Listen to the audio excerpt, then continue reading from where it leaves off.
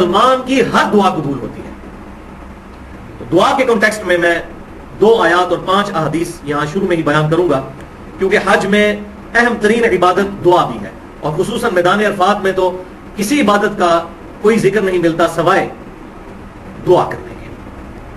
تو میدان عرفات کے اندر سب سے بڑی عبادت جو ہے وہ دعا کرنا ہے. لہٰذا دعا کی اہمیت کے حوالے سے شروع میں ڈسکس کر دیتا ہوں. بھائیو، قرآن پاک میں 2 مقامات پر دعا کی اہمیت کا ذکر ہے. بسم اللہ الرحمن الرحیم. پہلا مقام ہے سورۃ البقرہ آیت نمبر 186. وَإِذَا سَأَلَكَ عِبَادِي عَنِّي فَإِنِّي قَرِيبٌ. اے میرے محبوب صلی اللہ علیہ وسلم، جب میرے بندے آپ سے پوچھتے ہیں میرے متعلق تو ان کو فرما دیجئے کہ میں تمہارے بالکل قریب ہوں. اجیب الدعوۃ الداعی اذا دعان. میں ہر پکارنے والے کی دعا قبول کرتا ہوں جب وہ مجھے پکارے. لیکن شرط کیا ہے؟ فَلْيَسْتَجِيبُوا لِي وَلْيُؤْمِنُوا بِي لَعَلَّهُمْ يَرْشُدُونَ. تو لوگوں کو بھی چاہیے کہ وہ میرا حکم مانے اور مجھ پر ایمان لائیں جیسا کہ ایمان لانے کا حق ہے، تاکہ وہ رشد و ہدایت پا سکے. تو یہ ون وے ٹریفک نہیں ہے. اللہ تعالیٰ کو جو رسپانس کرے گا اللہ تعالیٰ اس کی دعا قبول فرمانے والا ہے. اس آیت کو میں نے ڈکلیئر کیا ہے انسانیت کا میگنا کارٹا. 17ویں صدی کے اندر انگلینڈ کے اندر ایک قانون بنا تھا جس کو میگنا کارٹا کہا جاتا ہے، جس کے تحت کوئی بھی شخص عوام الناس میں سے اپنا مسئلہ لے کر وقت کے حکمران کے سامنے جا سکتا ہے، اس کا دروازہ کھٹکھٹا سکتا ہے. اس کو وہ کہتے تھے میگنا کارٹا. تو انسانیت کا میگنا کارٹا ہے یہ آیت سورۃ البقرہ آیت نمبر 186 کہ ہر شخص اپنے رب سے مانگ سکتا ہے، اللہ تبارک و تعالیٰ اس کی دعا قبول کرنے والا ہے الحمدللہ. لیکن شرط کیا؟ اللہ کا حکم بھی ماننا ہے اور اللہ تعالیٰ پر ایمان لانا ہے جیسا کہ ایمان لانے کا حق ہے. اور دوسری اہم ترین آیت سورۃ المؤمن کی آیت نمبر ہے 60. وقال ربکم. اور تمہارے رب نے یہ ارشاد فرمایا ادعونی استجب لکم. اے میرے بندے مجھ سے مانگ میں عطا کروں گا.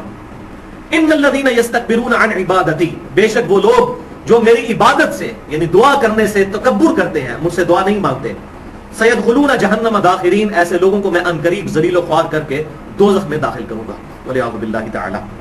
ہمارا رب کتنا بڑا شہنشاہ ہے کہ دنیا کے بادشاہ، دنیا کے امیر لوگ، دنیا کے بڑے سٹیٹس والے لوگوں سے مانگا جائے تو وہ ناراض ہوتے ہیں، اور ہمارا رب وہ ہے کہ اس سے نہ مانگا جائے تو وہ ناراض ہوتے ہیں. جو میری عبادت سے یعنی دعا سے تکبر کریں گے میں ان کو ذلیل و خوار کر کے دوزخ میں داخل کروں گا. اس آیت سے یہ بات بھی پتہ چل گئی کہ دعا بھی عبادت کی ایک شکل ہے. وَإِيَّاكَ نَسْتَعِينُ. اس لیے میں اس کی ٹرانسلیشن کرتا ہوں، دعا صرف اللہ ہی سے، دعا اللہ کے علاوہ کسی اور ہستی سے نہیں ہو سکتی. اور یہی آیت مبارکہ آپ صلی اللہ علیہ وسلم نے تلاوت کی. صحیح حدیث موجود ہے جامعہ ترمذی کے اندر انٹرنیشنل نمبر کے مطابق 3372 کہ آپ صلی اللہ علیہ وسلم نے ارشاد فرمایا الدعاء هو العبادہ. دعا ہی تو اصل عبادت ہے. اور اس کے بعد آپ صلی اللہ علیہ وسلم نے سورۃ المؤمن کی یہی آیت تلاوت فرمائی وقال ربکم ادعونی استجب لکم ان الذین یستکبرون عن عبادتی سیدخلون جہنم داخرین. تو اپنی بات کے ثبوت میں آپ صلی اللہ علیہ وسلم نے اس آیت مبارکہ کو کوٹ کیا. اب 5 صحیح الاسناد احادیث دعا کے حوالے سے.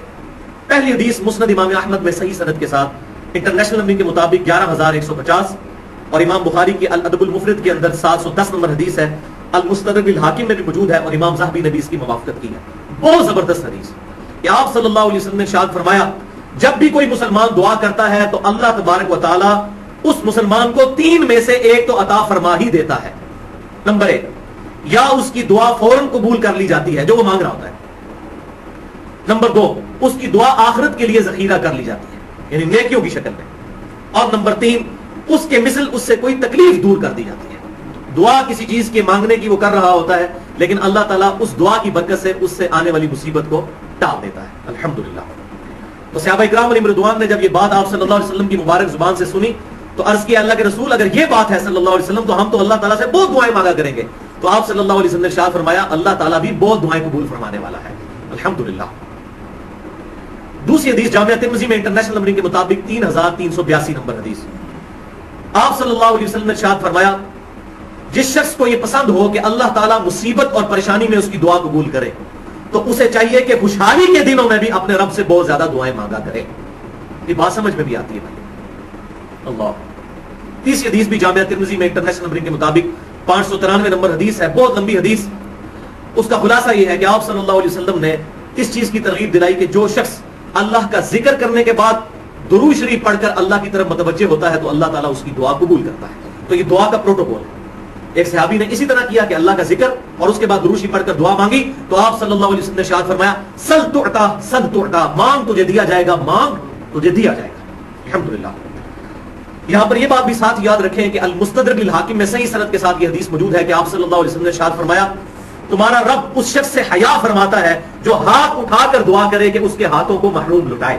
لہذا ہاتھ اٹھا کر دعا کرنا یہ عاجزی کی علامت، اور اس میں تینوں طریقے ہیں، کندھے کے برابر بھی کر سکتے ہیں، چہرے کے برابر بھی، یا اتنا اونچا کر سکتے ہیں کہ بغلوں کی سفیدی نظر آئے، جیسا کہ احرام کی حالت میں آپ صلی اللہ علیہ وسلم سے دعا کرنا اس حالت میں ثابت ہے۔ بخاری اور مسلم میں یہ تینوں طریقے موجود ہیں، اور وہ حدیث بھی صحیح ہے، الادب المفرد کے اندر امام بخاری لے کر آئے ہیں کہ سیدنا ابن عمر رضی اللہ تعالیٰ عنہ اور سیدنا ابن زبیر رضی اللہ تعالیٰ عنہما دعا مانگنے کے بعد اپنے چہرے پر ہاتھ پھیرا کرتے تھے، لہٰذا یہ دو صحابہ سے ثابت ہے، لہٰذا یہ حدیث موقوف سنت ٹھہری۔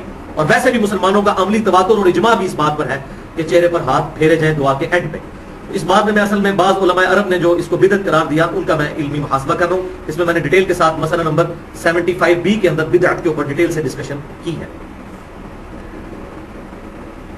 اور چوتھی حدیث صحیح بخاری اور صحیح مسلم کے متفقون علیہ حدیث ہے کہ آپ صلی اللہ علیہ وسلم کی اکثر دعا یہی ہوا کرتی تھی اللہم ربنا آتنا فی الدنیا حسنہ وفی الآخرۃ حسنۃ وقنا عذاب النار، اے اللہ، اے ہمارے رب، ہمیں اس دنیا میں بھی بھلائیاں عطا فرما اور آخرت میں بھی بھلائیاں عطا فرما، اور آخرت کی سب سے بڑی بھلائی کیا؟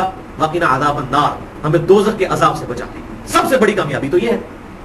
اور الحمدللہ یہی دعا سورۃ البقرہ میں آیت نمبر 201 کے اندر حج کے کانٹیکسٹ میں آئی ہے، حج کے کانٹیکسٹ میں، کہ اللہ کے ایمان والے بندے ان الفاظ میں دعا کرتے ہیں ربنا آتنا فی الدنیا حسنہ وفی الآخرۃ حسنۃ وقنا عذاب النار۔ اور اسی کانٹیکسٹ میں سنن نبی داؤد میں انٹرنیشنل نمبر کے مطابق 1892 نمبر حدیث ہے کہ آپ صلی اللہ علیہ وسلم طواف کعبہ کے دوران رکن یمانی سے لے کر حجر اسود تک یہی دعا پڑھا کرتے تھے ربنا آتنا فی الدنیا حسنہ وفی الآخرۃ حسنۃ وقنا عذاب النار۔ آگے جو الفاظ ایڈ کر دیے یہ تمام الفاظ مولویوں کی فیبریکیشن ہے، قرآن و سنت میں کسی ضعیف سند سے بھی ہو وادخلنا الجنۃ مع الابرار یا عزیز یا غفار، یہ اپنی طرف سے لوگوں نے ایڈ کی ہوئی بات ہے، والعیاذ باللہ تعالی۔ اتنی دعا قرآن میں اندر آئی ہے ربنا آتنا فی الدنیا حسنہ وفی الآخرۃ حسنۃ وقنا عذاب النار، یا بخاری اور مسلم میں ساتھ ہے اللہم ربنا، بس اس سے زیادہ نہیں۔ لیکن یہاں پر ایک کڑوی گولی بھی لے لیں دعاؤں کے حوالے سے۔ صحیح مسلم میں انٹرنیشنل نمبر کے مطابق 2346 نمبر حدیث ہے، اور یہ 5ویں حدیث دعا کے کانٹیکسٹ میں۔ میں تو بالکل ننگی بات کرنے والا انسان ہوں، لہٰذا یہ حدیث میں نے یہاں پر ضروری سمجھی کے بیان کی جائے۔ صحیح مسلم 2346 کہ آپ صلی اللہ علیہ وسلم نے ارشاد فرمایا کہ ایک شخص دور دراز کا سفر کر کے آتا ہے، پراندہ بال، بکھری ہوئی اس کی حالت، کپڑے اس کے میلے، یعنی اس کی حالت ایسی ہے کہ عام انسان کو بھی اس پہ ترس آ جائے، اور پھر وہ ہاتھ لمبے کر کر دعا کرتا ہے یا رب یا رب یا رب، لیکن وہ اس حال میں دعا کرتا ہے کہ اس کا کھانا حرام ہے، اس کا پینا حرام ہے، اس کا لباس حرام ہے، اور حرام کی غذا کے ساتھ وہ پرورش چڑھا ہے۔ اللہ ایسے کی دعا کیسے قبول کرے؟ رزق حلال از دا لٹمس ٹیسٹ آف ایمان۔ اگر رزق حلال نہیں ہے تو ایمان نہیں ہے، تو دعائیں کہاں سے قبول ہونی ہیں؟ رزق حلال کے بغیر دعا قبول ہونے والی نہیں۔ اگر کوئی قدرتی طور پر چیز مل گئی تو بھائیوں وہ تو ہندوؤں کو بھی، کرسچنس کو بھی، جیوز کو بھی، بدھسٹ کو بھی دنیا میں تو اللہ تعالیٰ دے ہی رہا ہے، تو کیا ان کی دعائیں قبول ہو رہی ہیں؟ نہیں۔ دعا کی قبولیت کے لیے بنیادی شرط رزق حلال ہے۔ اس میں نے ایکسکلوسیو گفتگو کی ہے 1.5 گھنٹے کی، مسئلہ نمبر 51 کے نام سے اہل سنت پاک.com پر، رزق حرام، فتنہ مال، دنیا پرستی کا انجام اور اس کا علاج۔ اس میں نے ڈیٹیل کے ساتھ رزق حلال کے حوالے سے ڈسکشن کی ہے۔ اللہ تعالیٰ سے دعا ہے جو حق بات میں نے کہی اللہ تعالیٰ ہمارے دلوں میں راسخ فرمائے، اور میرے منہ سے اگر جذبات میں کوئی غلط بات نکل گئی تو اللہ تعالیٰ ہمارے دلوں سے معاف کر دے، ہمیں کتاب و سنت کی تعلیمات پر عمل کر کے دوسرے بھائیوں تک پہنچانے کی توفیق عطا فرمائے۔ سبحانک اللہم و بحمدک، اشہد ان لا الہ الا انت، استغفرک و اتوب الیک، وما علینا الا البلاغ المبین۔